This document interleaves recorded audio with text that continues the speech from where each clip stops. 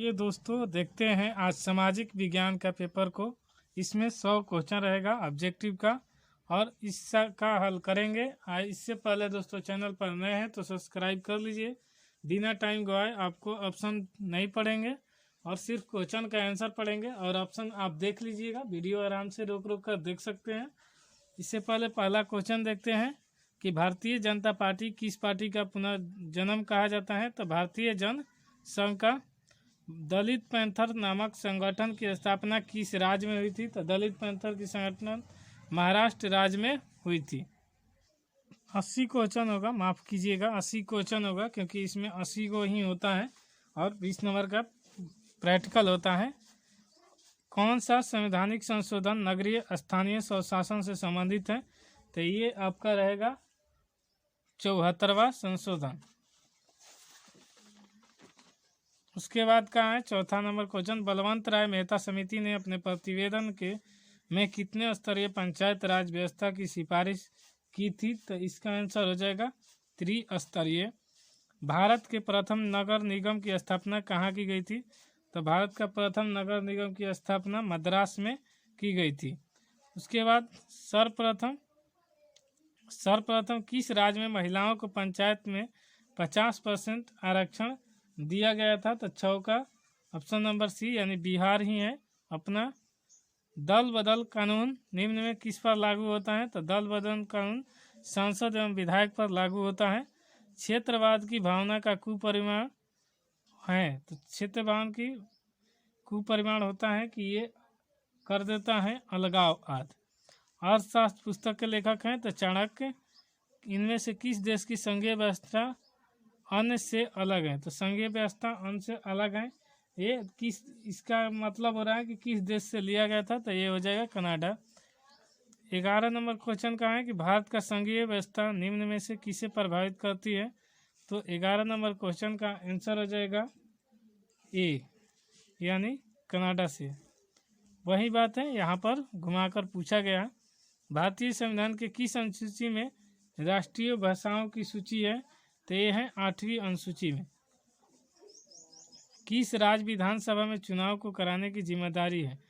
विधानसभा के चुनाव को कराने की जिम्मेदारी किस राज्य विधानसभा किसकी होती है। तो ये होता है राज्य चुनाव आयोग का। ऑप्शन नंबर डी हो जाएगा 13 का। शिक्षा को किस संविधान की किस सूची में रखा गया है। तो शिक्षा को समवर्ती सूची में रखा गया है। जर्मनी का एकीकरण कब हुआ।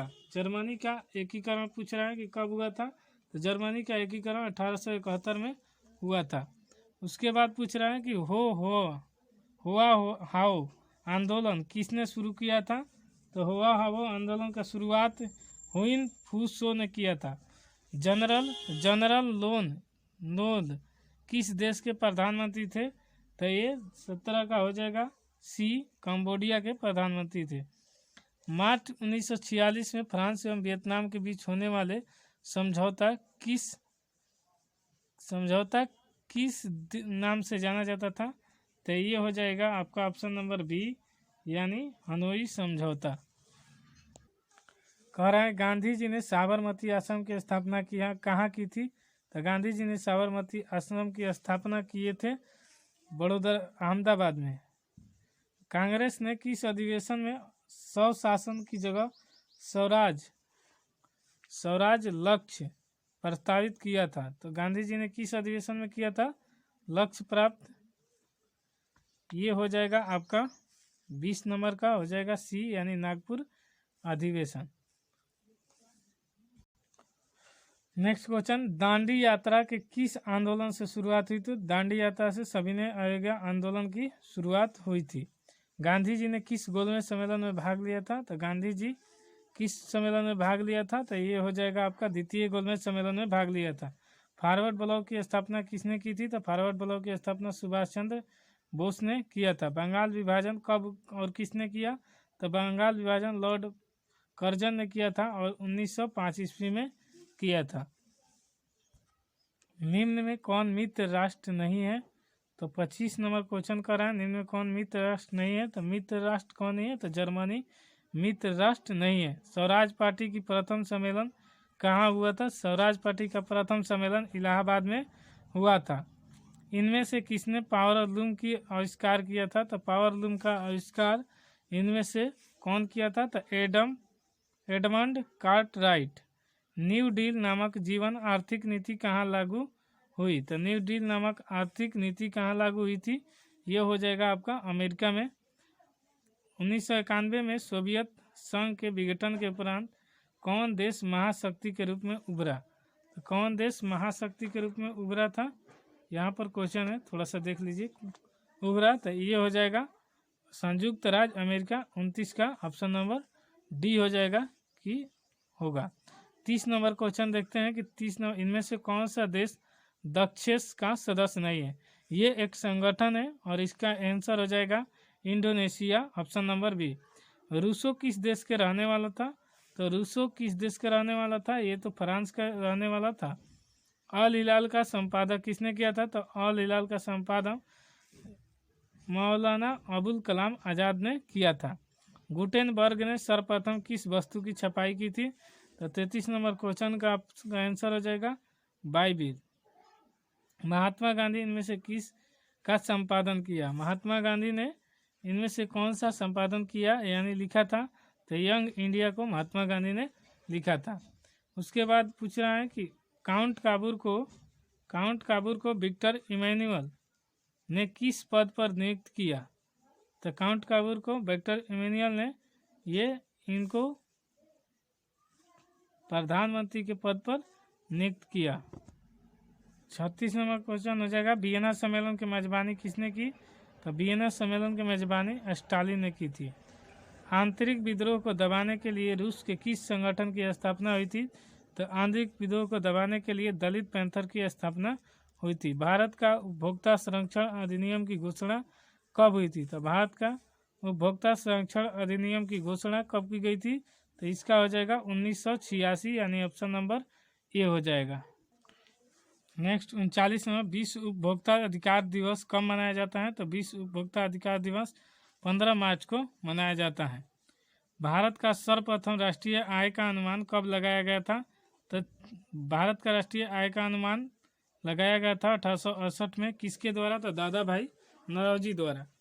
गरीबी की तुलना किस अर्थशास्त्री ने कैंसर रोग से की है? तो गरीबी की तुलना ये अर्थशास्त्री का नाम होगा कुजनेतेस। मानव विकास सूचकांक में इनमें किस में सम्मिलित किया गया है? तो मानव विकास सूचकांक में इनमें से किस में सम्मिलित किया गया है? तो जीवन प्रत्याशा और शिक्षा प्राप्ति और जीवन स्तर, इनमें से सभी हो जाएगा आपका राइट आंसर। भारत में आर्थिक नियोजन का काम कौन सी संस्था करती है? तो भारत में आर्थिक नियोजन की ये करती है राष्ट्रीय विकास आयोग। Poverty and un British rule in India नामक पुस्तक किसने लिखी है? तो दादा भाई नौरोजी ने लिखी है। स्वीडन के मुद्रा का क्या है? तो स्वीडन के मुद्रा का नाम है क्रोना, इसे क्रोन पढ़ा जाता है। निम्नलिखित में कौन भारत का सर्वोच्च बैंकिंग संस्थान है? तो भारत में सबसे सर्वोच्च बैंकिंग संस्थान है भारतीय रिजर्व बैंक, जिसे आरबीआई के नाम से जानते हैं। नेक्स्ट क्वेश्चन है कि मानव में सर्वांगीण विकास एवं सामाजिक आर्थिक विकास के लिए सबसे महत्वपूर्ण तत्व क्या है? तो सबसे महत्वपूर्ण तत्व है शिक्षा। इनमें से कौन सी भारतीय के जीवन निर्वाह का मुख्य साधन है? तो भारतीय जीवन का निर्वाह का मुख्य साधन है कृषि। प्राथमिक क्षेत्र में कौन सी आर्थिक क्रिया शामिल है? तो प्राथमिक क्षेत्र में निम्नलिखित में कौन क्रिया शामिल है? तो ये हो जाएगा खनन। खनन इसमें शामिल है। सोने के आभूषण की गुणवत्ता सुनिश्चित करने के लिए किस मानक चिन्ह का प्रयोग किया जाता है? तो इसमें हो जाएगा ऑप्शन नंबर सी हॉलमार्क का। इनमें किस योजना का गठन 1954 में किया गया? तो 1954 में किस योजना का गठन किया गया था? तो ये हो जाएगा आपका राष्ट्रीय विकास परिषद, यानी ऑप्शन नंबर नहीं, केंद्रीय सांख्यिकी संगठन होगा, इसका नहीं होगा क्योंकि ये राष्ट्रीय विकास परिषद दूसरा है और ये केंद्रीय सांख्यिकी संगठन जो ISO कहलाता है ये होगा। मौसमी बेरोजगारी पाई जाती है, तो 52 नंबर क्वेश्चन का आंसर हो जाएगा यानी ऑप्शन नंबर बी कृषि क्षेत्र। 53 नंबर होगा पूंजीवादी अर्थव्यवस्था का गुण है, तो पूंजीवादी अर्थव्यवस्था का गुण होगा आपका पूंजीवादी में निजी लाभ, मूल्य तंत्र, साधनों का निजी स्वामित्व यानी 53 नंबर का हो जाएगा इनमें से सभी। 54 नंबर तरुण भारत संघ के संबंध किस राज्य से हैं? तो तरुण जो है भारत राज्य का संबंध ये हो जाएगा आपका आंसर नंबर ए यानी राजस्थान। 55 कह रहा है कि रूस के सहयोग से किस देश विद्युत संयंत्र का निर्माण किया गया है? तो इसका आंसर हो जाएगा कुडनकुलम परमाणु विद्युत गृह। नेक्स्ट क्वेश्चन देखते हैं कि प्रारंभिक जीविका कृषि को इस नाम से भी जाना जाता है। तो ये इसका नाम पूछा है कि किससे नाम से जाना जाता है? तो 56 नंबर क्वेश्चन का आपका आंसर हो जाएगा डी यानी इनमें से 26 सभी झूम, पामलू, दीपा। डेक्कन ओडेसी किस राज्य में चलाई जा रही है? तो डेक्कन ओडेसी किस राज्य में चलाई जा रही है? तो ये हो जाएगा ऑप्शन नंबर बी यानी महाराष्ट्र। और 58 नंबर क्वेश्चन, भारत में वायु परिवहन का राष्ट्रीय आय कब किया गया? तो 58 नंबर क्वेश्चन का आपका आंसर हो जाएगा ए यानी 1953 से किया जा रहा है। 59 नंबर क्वेश्चन देखते हैं कि इंदौर बंदरगाह किस राज्य में स्थित है? तो इंदौर बंदरगाह तमिलनाडु राज्य में स्थित है। बिहार के प्राचीनतम नदी घाटी परियोजना है। तो बिहार में सोन नदी घाटी परियोजना सबसे प्राचीनतम है। 61 नंबर है नंदा देवी राष्ट्रीय उद्यान कहाँ है? तो नंदा देवी राष्ट्रीय उद्यान आपका उत्तराखंड राज्य में है जो कि ऑप्शन नंबर बी में स्थित है। चिपको आंदोलन की शुरुआत किसने की थी? तो चिपको आंदोलन की शुरुआत सुंदरलाल बहुगुणा ने किया था। बिहार में कितने प्रतिशत भौगोलिक क्षेत्र में वन का फैलाव है? तो बिहार में कितने प्रतिशत? तो ये हो जाएगा 7% भौगोलिक क्षेत्र का वन का फैलाव है। इनमें से कौन कार्बनिक खनिज है? तो कार्बनिक खनिज पूछा है। तो जो कार्बनिक खनिज होता है इसका आंसर हो जाएगा ऑप्शन नंबर सी यानी प्राकृतिक गैस। सीमेंट उद्योग कच्चा माल है। तो सीमेंट उद्योग का कच्चा माल कौन सा है? ये हो जाएगा चूना पत्थर। भारत का पहला तेल शोधक कारखाना कहाँ स्थित है? तो 66 नंबर क्वेश्चन का आंसर हो जाएगा भारत में तेल शोधक कारखाना है option number C Digboi Assam. Mumbai highway प्रसिद्ध है। तो मुंबई हाईवे इसलिए प्रसिद्ध है क्योंकि यहाँ पर एक तेल शोधन कारखाना है। भारत का प्रमुख खाद्यान्न फसल है। तो भारत का प्रमुख खाद्यान्न फसल है कौन? ये आप भी जानते हैं क्योंकि भारत में आप भी रहते हैं। तो इसलिए भारत का कौन सा खाद्यान्न फसल है? तो 68 नंबर बी हो जाएगा 68 का यानी चावल हम लोग का प्रसिद्ध फसल है। जूट उत्पादन में कौन सा देश अग्रणी है? तो जूट उत्पादन में अग्रणी देश आपका हो जाएगा चीन। 70 नंबर क्वेश्चन, इन राज्यों में कौन सा लौह अयस्क का अग्रणी उत्पादक है? तो 70 नंबर क्वेश्चन का हो जाएगा ऑप्शन नंबर सी कर्नाटक। किसे बिहार का रेशम नगर कहा जाता है? तो बिहार का रेशम नगर कहा जाता है ऑप्शन नंबर डी यानी भागलपुर को। बिहार की अर्थव्यवस्था किस क्षेत्र में सर्वाधिक योगदान है? तो ये हो जाएगा आपका कृषि में। बिहार की बड़ी त्रासदी से एक है। तो बड़ी त्रासदी में से आपको सबसे ज़्यादा कौन प्रभावित करता है? तो ये है बाढ़। कुशवाहा तटबंध किस नदी पर है? कुशवाहा तटबंध किस नदी पर है? तो ये हो जाएगा ऑप्शन नंबर ए यानी कोसी। सतलज नदी पर कौन सा कृत्रिम जलाशय बनाया गया है? तो 75 नंबर का हो जाएगा डी हो जाएगा गोविंद सागर जलाशय बनाया जा रहा है। आपदा प्रबंधन का प्रमुख घटक कौन सा है? तो आपदा प्रबंधन का प्रमुख घटक कौन सा होगा? तो इनमें से सभी स्थानीय स्वशासन, स्वयंसेवी संगठन, गांव मुहल्ले के लोग। उसके बाद सुदूर संवेदी उपग्रह का प्रयोग किस लिए किया जाता है? तो सुदूर संवेदी ये प्रयोग किया जाता है संसाधनों के खोज के लिए। उसके बाद 78 नंबर 26 दिसंबर 2004 को विश्व के किस हिस्से में भयंकर सुनामी आया था? तो ये हो जाएगा हिंद महासागर में। भारत का अत्यंत विनाशकारी भूकंप आया था। तो भारत का अत्यंत विनाशकारी भूकंप 1934 में आया था।